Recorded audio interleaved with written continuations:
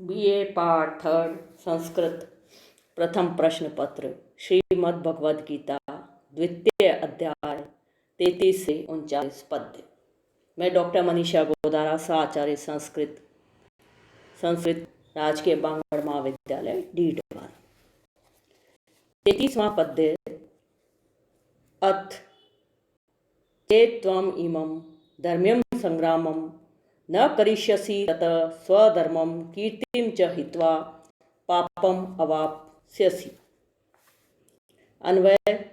अचेत त्वमिमं धर्म्यं संग्रामं न करिष्यसि तथा स्वधर्मं कीर्तिं च हित्वा पापम अवाप्स्यसि। शब्दार्थ अर्थ और चेत यदि। धर्म्यं संग्रामम कर्तव्य रूपी युद्ध को, हित्वा त्याग कर अवाप्स्यसि प्राप्त करोगे। युद्ध करना क्षत्रिय का अर्थात अर्जुन का कर्तव्य है। अब यदि वह इससे विमुख होता है तो उसे क्या दोष लगेगा, इसका वर्णन प्रस्तुत श्लोक में किया गया है। अनुवाद। और यदि तुम इस धर्म में युद्ध को नहीं करोगे, इससे पलायन करोगे, तो फिर अर्जुन अपने धर्म और यश दोनों से दूर हटकर पाप के भागी बनोगे। और यदि तुम इस धर्म कर्तव्य रूप युद्ध को नहीं करोगे तो अपने धर्म और यश को नष्ट करके पाप को प्राप्त करोगे, अर्थात तुम्हारा धर्म और कीर्ति तो नष्ट हो ही जाएगी। इतना ही नहीं, अपितु पाप भी सिर पर आ जाएगा, क्योंकि तुमने सत्य धर्म का आदर न करके मिथ्या संसार संबंधों को ही अपनाया है। विशेष युद्ध तो क्षत्रिय का धर्म है, उसके परित्याग से धर्म और यश दोनों का नाश होता है, वह पाप और अपयश प्राप्त होता है। यहाँ पर श्री कृष्ण ने निषेधात्मक वाक्य के द्वारा उपर्युक्त तथ्य की पुष्टि की है कि तुमको सर्वथा इस कौरव पांडव संग्राम में सक्रिय होना है। चारों वर्णों के कर्तव्य का जो अलग अलग विधान किया गया है, उसमें युद्ध करना क्षत्रिय का कर्तव्य है। इस श्लोक में भगवान कृष्ण ने भाव दिखलाया है कि ये युद्ध धर्ममय होने के कारण अवश्य करने योग्य है। ये बात तुम्हें अच्छी तरह समझा दी गई। इस पर भी यदि तुम किसी कारण से युद्ध न करोगे तो तुम्हारे द्वारा स्वधर्म का त्याग होगा तथा निवात कवच आदि दानवों के साथ युद्ध में विजय पाने के कारण तथा भगवान शिव जी के साथ युद्ध करने के कारण तुम्हारी जो संसार में बड़ी भारी कीर्ति छाई है वह भी नष्ट हो जाएगी। इसके अलावा कर्तव्य का त्याग करने के कारण तुम्हें पाप भी लगेगा।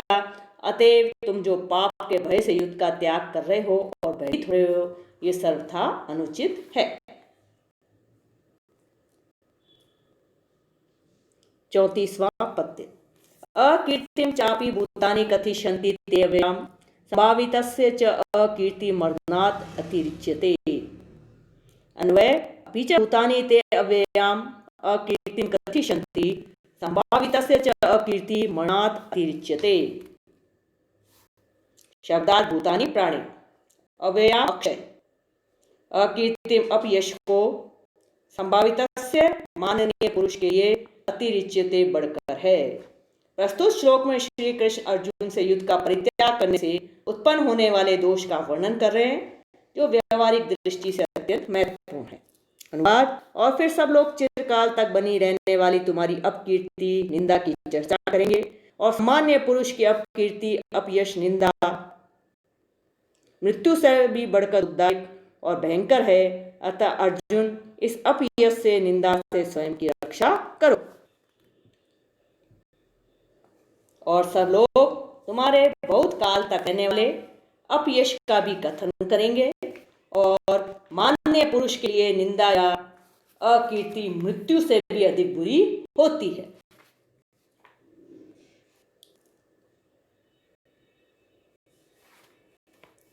विशेष अर्जुन के विषय में श्री कृष्ण की ये शंका सत्य है, क्योंकि अपने काल का अद्वितीय योद्धा होने के कारण अन्य कई वीर उससे ईर्ष्या रखते थे, और वे कोई ऐसी दुर्बलता उसमें ढूंढने का प्रयास करते थे जिसका कि बखान करके वे अर्जुन की बुराई कर सके।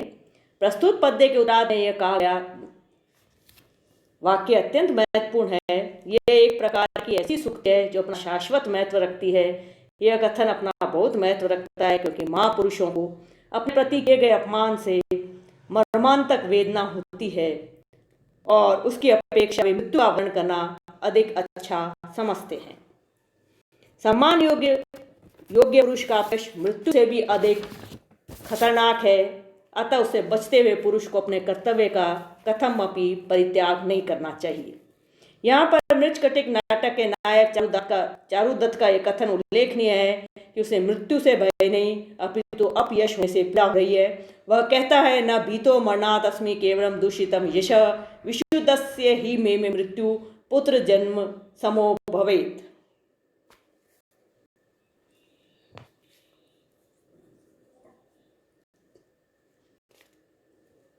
35वां पद। भयात् रणात् उपरतं मंस्यन्ते त्वां महारथा येषां च त्वं बहुमतो भूत्वा यास्यसि लाघवम्। अन्वय महारथा त्वां भयात् रणात् उपरतं मंस्यते येषां त्वं बहुमतः भूत्वा लाघवं यास्यसि।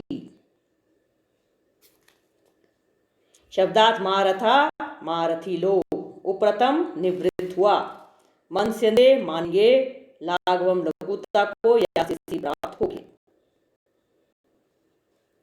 इस समय अर्जुन के युद्ध न करने पर भीष्म आदि वीरों के हृदय में उसके प्रति कैसी प्रतिक्रिया होगी, उसका यहाँ संकेत किया जा रहा है। भीष्म द्रोण आदि महारथी तुम्हें अवश्य युद्ध से विमुख मानेंगे। फलस्वरूप जिनके लिए तुम सम्मान्य हो, उनकी दृष्टि में तुच्छता को प्राप्त हो जाओगे, अर्थात उनकी दृष्टि से गिर जाओगे। अनुवाद। श्री कृष्ण कह रहे हैं कि हे अर्जुन, तुम्हारे युद्ध न करने पर महारथी लोग तुझे भय के कारण युद्ध से निवृत्त हुआ हुआ मानेंगे और जिनमें तू बहुमान्य होकर तुच्छता को प्राप्त होगा। विशेष महारथ या महारथी एक ऐसे विशिष्ट और वीर सेनानायक को कहते हैं जिसके नियंत्रण में एक निश्चित संख्या के रथ वाले योद्धा विद्यमान हो। अर्जुन का ऐसे सेनापतियों की दृष्टि में अच्छा आदर व सम्मान था। वे उसे एक वास्तविक वीर समझते थे, किंतु इस पलायनवादी प्रवृत्ति से तो वे महारथी यही समझेंगे कि अर्जुन डर के कारण युद्ध नहीं कर रहा है और ऐसी स्थिति में अर्जुन हीनता को प्राप्त कर लेगा। उपरम उपरम कथा प्रत्यय मान रथ येषां ते महारथी लाघवम भू भयात् रणात् अपादान में पंचमी विभक्ति हुई, भूत्वा भू कत्वा प्रत्यय। 36वां पद्य। अवाच्यवादांच बहु वदिष्यन्ति तव तवाहिता निन्दन्तः तव सामर्थ्यं ततो दुःखतरं नु किम्। अन्वय। तव च अहिता तव सामर्थ्यं निन्दन्तः बहून् अवाच्यवादान् वदिष्यन्ति ततः दुःखतरं नु किम्। अहिता शत्रु, निंदा निंदा करते हुए, बहुन बहुत से, अवाच्यवादान न कहने योग्य वचन, दुःखतरम अधिक दुःखकर, किम क्या होगा। अन्वय। तव अहिता तव सामर्थ्यम निंदन्त बहुन अवाच्यवादान वदिष्यन्ति च ततः दुःखतरम किम। अनुवाद। और तुम्हारे शत्रु तुम्हारे बल की निंदा करते हुए अनेक निंदा योग्य अकथनीय बातें कहेंगे, फिर उनसे बढ़कर तुम्हारे लिए दुखदायक क्या होगा।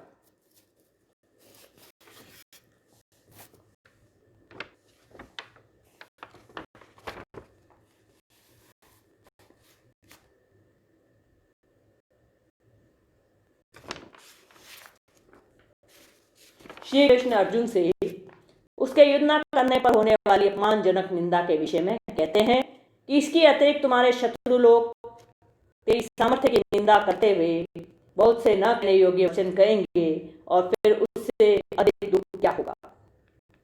यहाँ स्पष्ट से श्री कृष्ण का संकेत वनवास काल में किए गए अर्जुन के आचरण से है।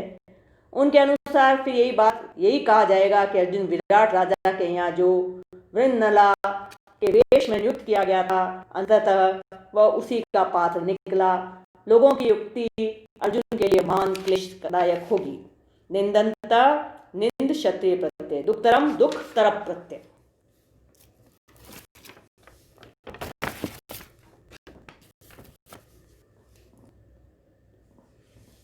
सैंतीसवां पद्य। हतो वा प्राप्स्यसि स्वर्गम जीत्वा वा भोक्ष्यसे महीम तस्मात् उत्तिष्ठ कौन्तेय युद्धाय कृतनिश्चय। अन्वय, हतः वा स्वर्गम प्राप्स्यसि जित्वा वा महीम भोक्ष्यसे तस्मात् कौन्तेय युद्धाय कृतनिश्चय उत्तिष्ठ। युद्ध करने के लिए अर्जुन को प्रेरणा देते हुए श्री कृष्ण उससे कहते हैं कि जहाँ युद्ध न करने में तुम्हारी हानि है, वहाँ युद्ध में तेरे दोनों हाथ मोदक हैं, अर्थात विजय और पराजय दोनों में ही तुझे लाभ है। हिंदी अनुवाद, अगर युद्ध में तुम मारे गए तो स्वर्ग प्राप्त करोगे और जीत गए तो संपूर्ण पृथ्वी का भोग करोगे। अतः हे अर्जुन, युद्ध के लिए संकल्प करके उठ खड़े हो। हे अर्जुन, या तो मरकर तुम स्वर्ग को प्राप्त करोगे अथवा जीत कर पृथ्वी का भोग करोगे। इसलिए हे कुंती पुत्र अर्जुन, युद्ध के लिए निश्चयवान होकर खड़े हो जाओ। यहाँ श्री कृष्ण अर्जुन को ये दृढ़ निश्चय कर लेने के लिए कह रहे हैं कि मैं युद्ध तो करूंगा ही, चाहे उसमें हारूं या जीतूं। कृष्ण के कहने का अभिप्राय यह है कि यदि युद्ध में तुम्हारे शत्रुओं की जीत हो गई और तुम मारे गए तो भी अच्छी बात है, क्योंकि युद्ध में प्राण त्याग करने से तुम्हें स्वर्ग मिलेगा और यदि विजय प्राप्त कर लोगे तो पृथ्वी का राज्य सुख भोगोगे। अतएव दोनों ही दृष्टियों से तुम्हारे लिए तो युद्ध करना ही सब प्राण से श्रेष्ठ है। अतः तुम युद्ध के लिए कमर कसकर तैयार हो जाओ। अतः हन कत प्रत्यय जीतवा जी कत प्रत्यय कृत निश्चय कृत निश्चय येन स बहुब्रीहि समास। भगवान श्री कृष्ण उपदेश दे रहे हैं कि अर्जुन, युद्ध करने से तो तुम्हें लाभ ही लाभ है। जीत जाओगे, पृथ्वी का राज्य पाकर उसका भोग करोगे और यदि युद्ध क्षेत्र में मारे जाओगे तो सीधे स्वर्ग को प्राप्त करोगे। 38वां पद्य,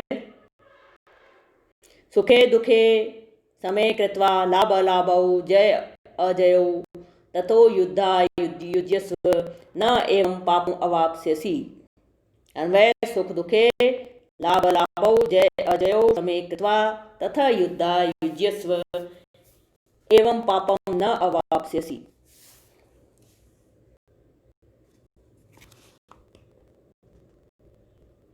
युद्ध को अपना धर्म या कर्तव्य समझकर उसमें प्रवृत्त होने के लिए उपदेश देते हुए श्री कृष्ण अर्जुन को समझा रहे हैं कि तुम बिना विजय की कामना के इसमें भाग लेने के लिए सन्नद्ध हो जाओ, तैयार हो जाओ।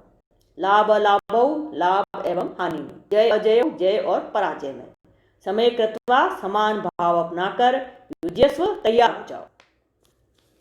अनुवाद, सुख दुख लाभ और हानि जय और पराजय को समान मानकर युद्ध के लिए तैयार हो जाओ। इस प्रकार तुम्हें पाप नहीं लगेगा। इसलिए तुमको चाहिए कि तुम सुख दुख लाभ हानि और जीत हार को समान समझकर तदनंतर युद्ध के लिए जुट जाओ। इस प्रकार युद्ध करने से तुम किसी प्रकार के पाप को प्राप्त नहीं करोगे। विशेष यहाँ पर श्री कृष्ण ने अर्जुन के शोक के सभी कारणों का खंडन किया है। आत्मा अमर है तो देह नश्वर। धर्म और व्यवहार के दृष्टिकोण से भी अर्जुन के लिए युद्ध आवश्यक है, जबकि युद्ध के परित्याग से में पाप के साथ साथ उसे अपयश भी है। यदि वह निष्काम भाव से युद्ध में प्रवर्तित होता है तो यह और भी अच्छा है। सुख दुखे सुखम च दुखम च इति द्वंद्व समास। लाभ लाभौ लाभश्च अलाभश्च इति द्वंद्व समास। जयाजयो जयश्च अजयश्च इति द्वंद्व समास। युज्यस्व युज लोट लकार। 39वां पद्य, एषा ते अभिहिता संख्ये बुद्धिर्योगे तु इमां शृणु बुद्धया युक्तो यया पार्थ कर्मबन्धं प्रयास्यसि। अन्वय, पार्थ एषा बुद्धि ते संख्या अभिहिता तु इमां योगे शृणु यया बुद्धया युक्तः कर्मबन्धं प्रयास्यसि। ऐसा यह सांख्य ज्ञान योग के विषय में अभिहिता कही गई, योगे कर्मयोग के विषय में कर्म बंधन कर्मों के बंधन को प्रहास्यसी नष्ट कर डालेगा। अब तक श्री कृष्ण अर्जुन को आत्म तत्व विषयक ज्ञान के आधार पर उद्बोधन देते हुए उसे अपने कर्तव्य का स्मरण दिलाया। इस प्रसंग में एक संशय और विद्यमान रहता है कि जब आत्मा का अकर्तृत्व है तो युद्ध का कर्तृत्व क्यों? इसका समाधान करते हुए इस पद्य में कर्मयोग के सिद्धांत से युद्ध का औचित्य प्रस्तुत किया जा रहा है। अनुवाद: हे अर्जुन, अब तक तो मैंने तुम्हें सांख्य योग शास्त्र सम्मत ज्ञान योग की बातें कही है, और अब तुम कर्म योग के विषय में भी सुन लो। जिस बुद्धि अर्थात ज्ञान से युक्त होकर तुम कर्मों के बंधन से मुक्त हो जाओगे। श्री कृष्ण कह रहे हैं कि हे अर्जुन, यह ज्ञान तेरे सांख्य अर्थात देह और आत्मा के विवेक के संबंध में कहा गया है। अब पुनः इसे ज्ञान योग के विषय में, जिसके द्वारा जीव की आत्मा से एकता हो जाती है, श्रवण कर। हे प्रथापुत्र अर्जुन, जिस ज्ञान से जुड़े हुए तुम कर्म के पुण्य पाप रूप बंधन को भली भांति काट डालोगे। सांख्य ज्ञान का सूचक है। यह पद ईश्वरवादी सांख्य शास्त्र का सूचक है। योगे योग शास्त्र का भी सूचक है। इसका अर्थ है कर्म योग। इसे ही गीता में समत्व योग, बुद्धि योग आदि संज्ञाओं से अभिहित किया गया है। जीवन में कोई भी कर्म निष्फल नहीं रहता है। यदि किसी कर्म का फल पाप नहीं है तो पुण्य फल अवश्य रहना चाहिए। फिर पुण्य भी अपने फल भोग के लिए अपने कर्ता को अवश्य जन्म मरण के बंधन में बांधने वाला ही होगा, क्योंकि स्थूल शरीर के संबंध के बिना फल भोग असंभव है। अतः अब उस योग का वर्णन किया जाएगा जिसके द्वारा आत्मा के स्वरूप में एकता प्राप्त हो जाती है और पाप पुण्य के सभी बंधन कट जाते हैं। यद्यपि निष्काम कर्म पाप के बंधन से तो छुड़ाता है, परंतु पुण्यों के फल से छुड़ाने वाला नहीं हो सकता है, क्योंकि अंतःकरण की शुद्धि भी पुण्यों का ही फल है। श्रीमद् भगवद गीता का रहस्य समझने के लिए श्लोक अत्यंत महत्व का है। सांख्य शब्द से कपिल का सांख्य निरा वेदांत और योग शास्त्र से पतंजल योग यहाँ पर उद्दिष्ट नहीं है। सांख्य से संन्यास मार्ग और योग से कर्म मार्ग ही का अर्थ यहाँ पर अभीष्ट है। ये दोनों मार्ग स्वतंत्र हैं। इनके अनुयायियों को भी क्रम से सांख्य संन्यास मार्गी और योग का योग मार्गी कहते हैं। योगे युज गणपत्य अभिता अभिगा कतर टाप ददाते ही सिद्धा को ही बुद्धि बुद्ध तिन पत्य युग युज कतरते। आत्म तत्व संबंधी ज्ञान योग की विस्तार से चर्चा करने के बाद भगवान श्री कृष्ण कर्म योग की चर्चा प्रारंभ कर रहे हैं। वह कर्म योग भी कर्म बंधन से मुक्ति दिलाने वाला है।